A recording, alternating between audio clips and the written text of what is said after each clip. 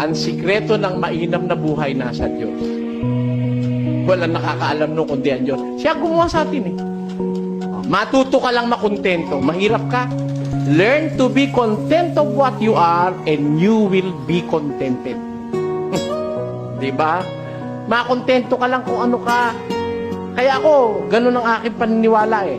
Gaya ni San Pablo, sa 4 ng Filipos, ganito ating mababasa. Marunong akong magpakababa at marunong naman akong magpakasagana.